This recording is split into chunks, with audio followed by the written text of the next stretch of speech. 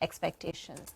Let's get to the other conversation. India is and will be Uber's biggest market. That's the word coming in from Praveen Neppalli Naga, VP and Global Head of Mobility Engineering at Uber.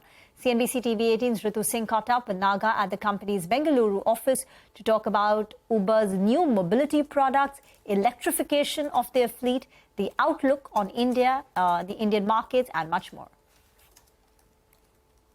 India is and will be one of our biggest markets, and we've been operating here for many years, almost a decade now. Could you elaborate more on the kind of innovation you're driving from here, from your team of engineers in India, that you're utilizing for your markets overseas?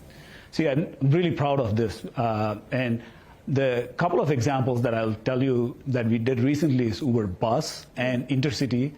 And with Uber Bus, you know, we all use buses. I've used buses when I was growing up in India as well. One of the biggest problems I have is, will I get a seat or not? Right? Or my mom and my dad used to take buses. They all used to stand and they don't know it'll come. The second problem is they don't know if the bus comes on time. Right? They just have to go and stand there and wait for it to come and so forth. And the third is the mode of payment. Like, you got into the bus, how do I pay? Where is the conductor and all this stuff?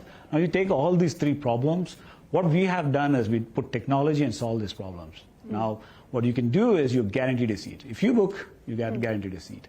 Second is we've done enough mapping and ETA and routing work for the drivers, so they will show up on time. Like if the bus you book for 10 a.m., they'll be at 10 a.m., right? And third is we have many subscriptions options where you subscribe, and then all you have to do is just book, get into the bus, and take the ride. Right? And these are some technology innovations that we have done, and we have launched it in Delhi and Mumbai, and we probably will expand to many cities, and then we'll take it global after that, right? And if it works in India, it works everywhere.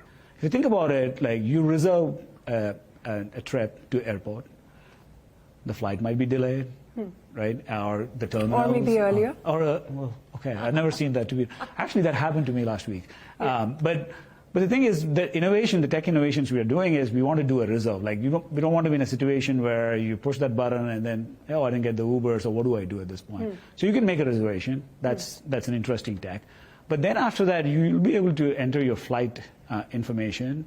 Then we will be able to automatically adjust your Uber reserve. Let's say if it's 1 hour delayed, and so you don't have to go to airport early as such. If you spent any time in Bangalore, you'd know the problem of traffic congestion, the infrastructure, and you're talking about adding more to your fleet, right? Even as you're looking to electrify.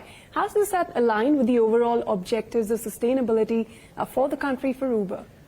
I think what I would say is this problem is real, where our infrastructure is not growing at a pace where our mobility needs are growing. So you need the supporting infrastructure to be in place for the electrification, but is there a sort of longer-term target by when we could see that happen in India, like you're planning for London?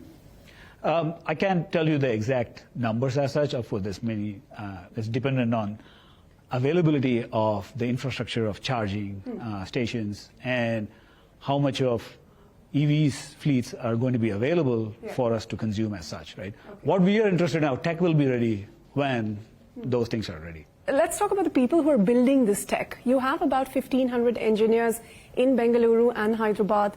What are your plans to ramp that up? Are you looking at any significant hiring for the year?